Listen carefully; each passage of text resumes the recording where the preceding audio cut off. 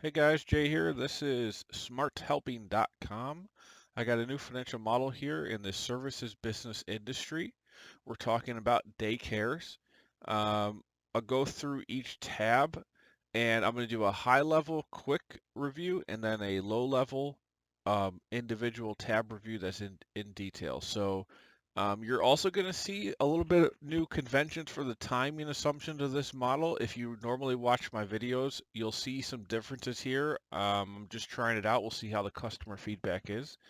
So high level, global control timing assumptions, revenue assumptions. We got three types. We've got OPEX, staff, debt, CapEx, cap table startup costs, terminal values just for a taxes thing. You've got financial statements here, income statement, balance sheet, cash flow statement. You've got an executive summary, discounted cash flow analysis, a bunch of visualizations, and the monthly and annual pro forma details. So that's what you're going to produce after you go through all the assumptions. These are the outputs, financial statements, summaries. Um, okay, so now let's go a bit more detailed. So we have company name here. That's just going to go on the top of the financial statements. We have a new input. So forecasted period length. Here you're just going to enter how many months you're forecasting. It could be any month, 60. Like here, I could put 60, and you can see the data stops at month 60. Whatever month you want, 1 through 120. And then you could also choose if you want to show an exit value or not.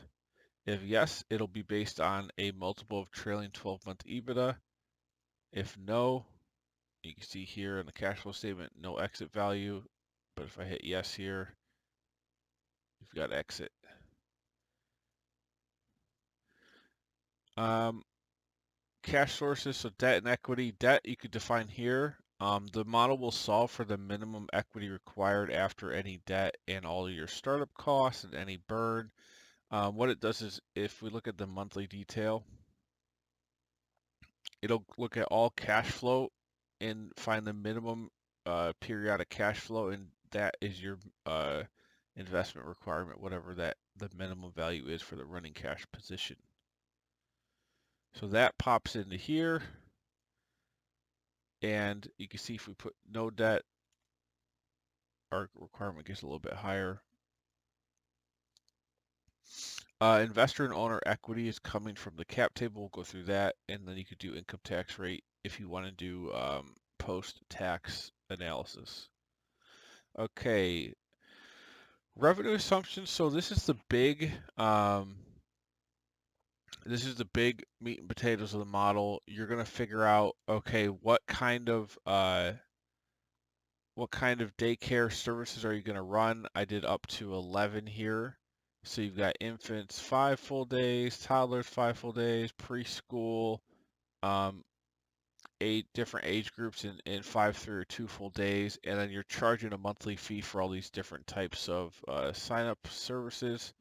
You can define the start month, and then this is really important here, the maximum capacity of each type. So this is saying what's the maximum amount of kids you want for each of these different types, total maximum here for the whole facility.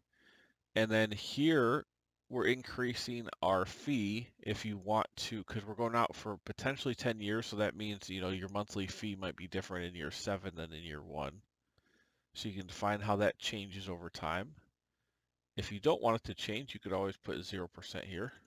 And you can see year 1 and 2 are now the same. And it starts going up by that percentage, whatever it is. Now, I know there's a lot going on here, but it's not that complicated once you get into it. So we have initial fees, maximum capacity, but now we need to define how we reach this maximum capacity over time. And for daycare services, you're going to have some seasonality. So what I've done here is a matrix where you can define the percentage of the maximum capacity attained in month 1 through 12. So that'll apply to January through December.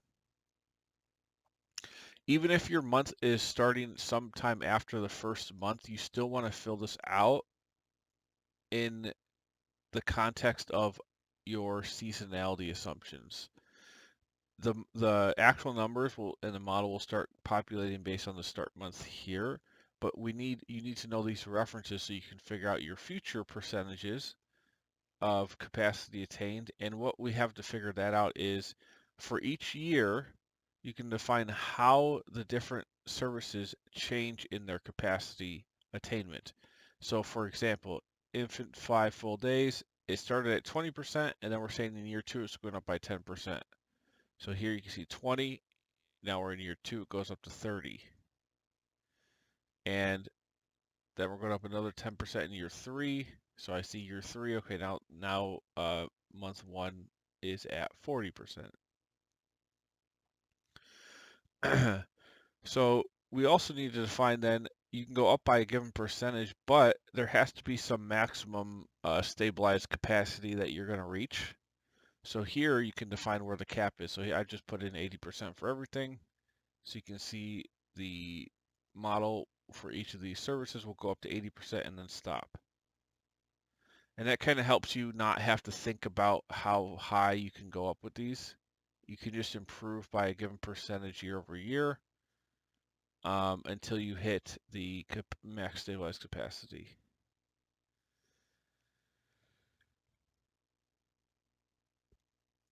So that's pretty much it for this. You're just defining maximum capacity, how you get to that capacity over time, and how that is it can change over the course of a year, and then what's your stabilized. So that's income stream 1, which is tuition. This would be considered tuition and fees, or tuition fees. Then we also have drop-ins. So this is people just coming in and saying, okay, I need my kid to be watched for, say, 2 days this week. So you charge a daily rate. Here we're just putting $65 a day, and you could do 2 types of drop-ins: 3 full day drop-in or 2 full day drop-in. And then we can see the resulting charge for that, which 3 full days would be $195, 2 full days would be $130.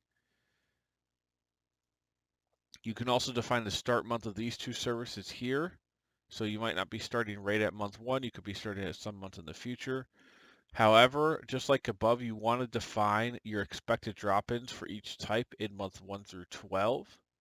And then this model will give you an annual increase in drop-ins, like kind of like the above, but there's no capacity limit. It's just going to increase so here you're at 22, increased it by 5% for the next year for that month. This started at, let's say this was at 100. Now we've increased by 5%, so it's at 105 for year 2. So that's how that's working.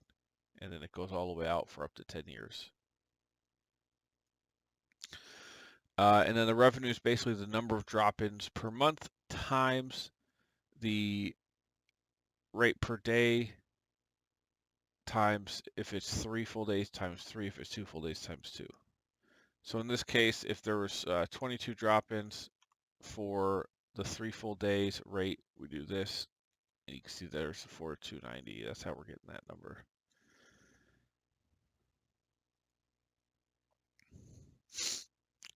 And then finally, there's registration fees. So you can charge a one-time fee for all new signups, and then there's an assumption for average monthly turnover because we're not really doing churn here. We're just saying you're getting some maximum capacity attained for your recurring customers. And so we know some will be leaving every month, some will be coming back. We're just doing this turnover percentage here to figure out on average how much are you getting for one-time fee registrations.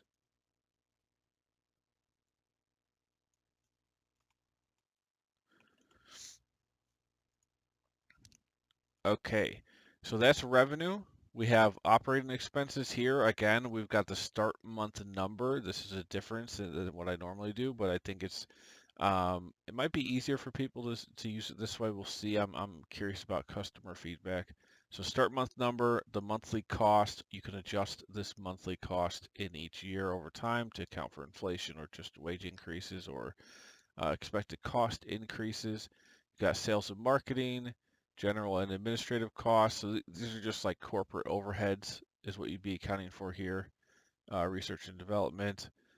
Any cost as a function of total monthly revenue.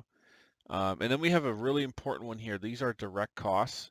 So what this means is to run the daycare, you're going to have for each child, you're going to have costs like diapers, food, other items. So I allowed up to 15 cost items for each of the care types for the ongoing tuition and fees.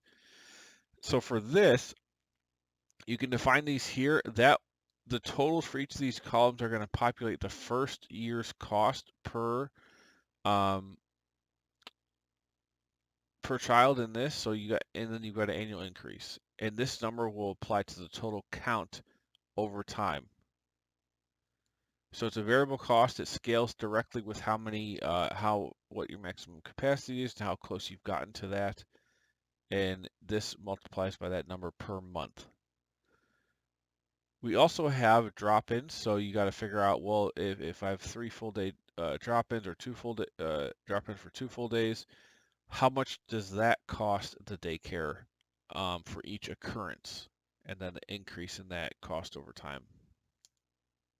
So this number applies to the number of drop-ins per month for each of the 3 full days or 2 full days. Okay, so we've got those assumptions. Staffing. Here it's pretty dynamic. You can do the start month, the count of staff, and the monthly cost of each staff type.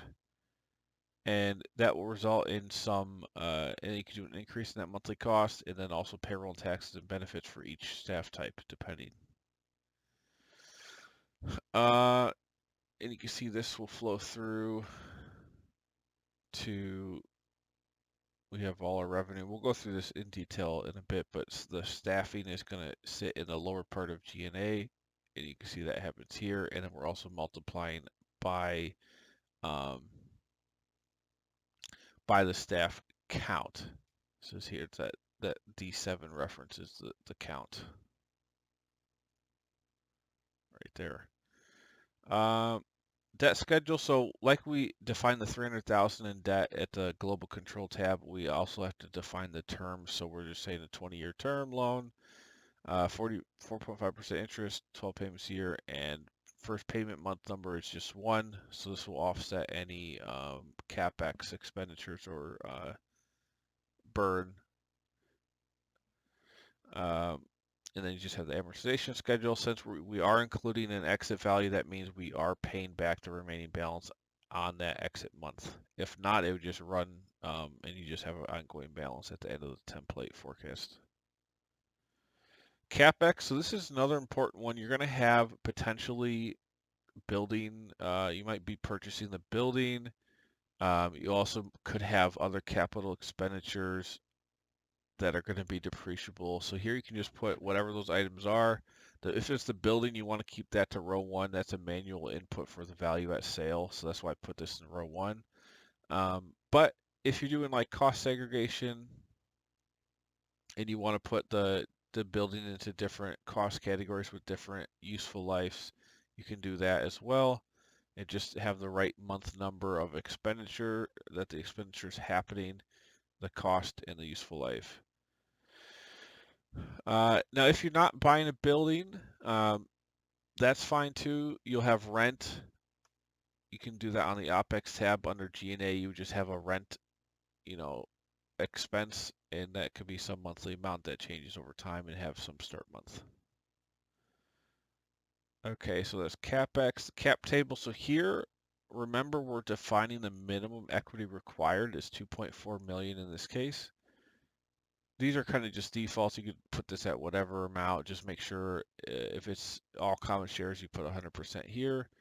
And then what you just need to make sure is this column plus this column needs to add up to 100%. So this is outside and inside investors. You could have one or both. And then this column total and this column total need to add up to the 2.4 million. As long as those two things are true, the model will work just fine. This overflow takes all the equity invested you put in any other slots and puts it against this, so it's a kind of a filler. If you don't want to manually put in investment amounts to exactly equal that, you could just look at it at one big tranche here. Now, if you weren't using that, you're just, owner operator doing it all, you would just, paste the total here, put 0% for the top, put 100% here, and then that would just equal the whole project cash flow for this row here. We undo that. And this will change as you change the assumptions of the model. Startup costs, any other startup costs like web design, app design, any other consulting legal fees that you're going to be paying up front that aren't accounted for elsewhere. These are not capital expenditures, though, not depreciable expenses, just any other startup costs that are directly related to starting the business but not accounted for elsewhere. You could also put a reserve in here if you want the model to have a reserve because it solves for the minimum cash required. So that would exactly get you to 0 cash balance, but no less. If you want a reserve, you can put that there. And then in theory, when you hit 0, you technically would have that reserve left still. Terminal value is just a tax thing, the percentage of the exit value going to CapEx versus extraordinary income, which is just going to affect these rows, not the top one. And that's where you're getting your value at sale. This is usually people just put 100% here and have it all go to extraordinary income, but you can define that some of the sales going to other things in the capital expenditure set. But remember the building row, that's defined, the value there is defined manually if you're going to exit and sell the building. Okay. Income statement. We have monthly and annual, and you've got your 3 revenue streams: tuition fees, drop-in fees, registration fees over time. You've got your direct costs: tuition, childcare, drop-in childcare. So those are those variable costs we were talking about. Gross profit, operating expenses, these are your corporate overheads. You've got earnings before interest, tax, depreciation, amortization, EBITDA, interest expense, depreciation expense, taxable income, income tax, and net income. You see here we stopped at month 60. Let's put this back to 120. And you can see now we're exiting all the way back here. Okay. Balance sheet is just going to show your cash balance over time. So you can see this is going down, down, down. It'll get to 0 at some point. There we go. And then start going up. So that's what the model's solving for. You've got your non-current assets, accumulated depreciation, total assets, debt, owner's equity, retained earnings, and then your total owner's equity plus liabilities will always equal your assets if you've done this correctly, which obviously the coding is correct. As long as you're just editing the cells in yellow, you'll be good to go and everything will always balance here. Balance sheet annual, same deal, but on an annual basis. Cash flow statement monthly, you got your operating activities, investing activities, and financing activities, and then the total change in cash per period. This is kind of like your uses and sources, shows you how you're getting your capital and how your operations are going over time. Executive summary, it's kind of like the income statement. It's just high level revenue and expenses. We've also got other cash flow items on here, and we've got debt service coverage ratio, and then we've got some returns down here for the project as a whole, IRR, equity requirement, cash return, equity multiple, total project ROI, and then the same thing for investors and owners, depending on what you put in the cap table. Also got some charts here for revenue and EBITDA. This is your discounted cash flow analysis. So you've got IRR for the project, discount rate, net present value. You've also got the investor and owner views of IRR and net present value. These are just the cash flows per period and the project cash flows. We're assuming all the equity requirement is happening up front, and then distributions are calculated accordingly. Visualizations, we've got revenue, gross profit, EBITDA, yearly cash flow, monthly revenue by type. So you got tuition, drop-ins, registration fees. You've got monthly cash flow, cumulative cash flow. You can see your break even is here in month 75, it looks like roughly. So total investment, and then you can see we're getting the money back. We start making a profit. There we break even, and now we're going up. Visuals are good to tell a story in your strategy to make it easier to see it. Um, Annual revenue by tuition type, month-end recurring customer count, and again, this is all based on your capacity assumptions. Monthly count of drop-ins by type. I know I put one big month in there, so that's why it looks like that. Average monthly revenue per child, tuition fees only. So this is taking the total number of uh, your daycare count, head count against the total tuition revenue. Then percentage of max capacity achieved overall. So this is doing the percentage you've achieved against essentially the total number divided by the maximum capacity.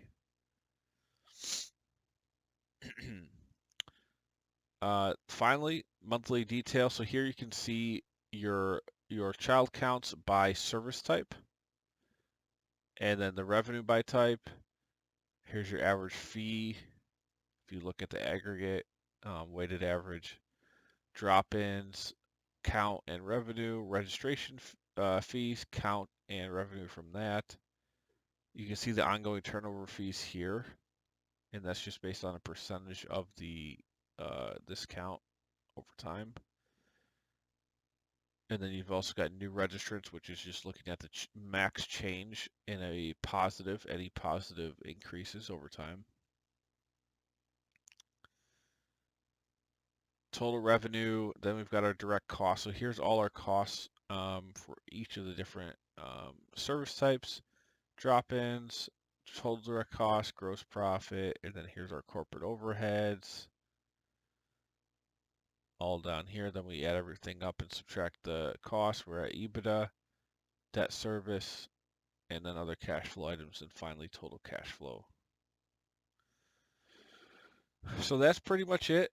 This is a very powerful tool when you're using it to put in your actual numbers into the simulation and see like what's the IRR of your business case. What's the break even with cash flow? When are you starting to make a profit?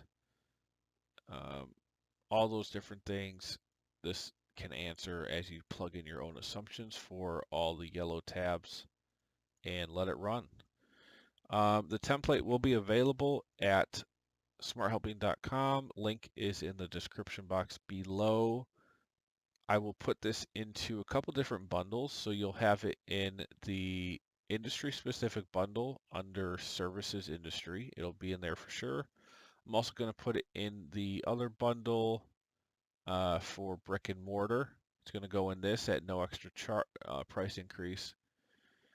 And then remember, guys, I've built hundreds of financial models. You could check out, just go to the financial models tab, download the full template library here. You can get everything I've ever built for $9.99. And this includes all files and templates I ever build in the future as well. If you want to refresh, you just ping me and I'll reset the download and you'll get the most recent version emailed to you directly. I think it's a very good deal. I'm always building new stuff. There's just so much value here with spreadsheet and Excel knowledge and finance knowledge combined into a just giant resource of financial modeling. Like and subscribe, and I'll see you guys on the next one. This was an awesome daycare business financial simulation. Happy to get it out to the public.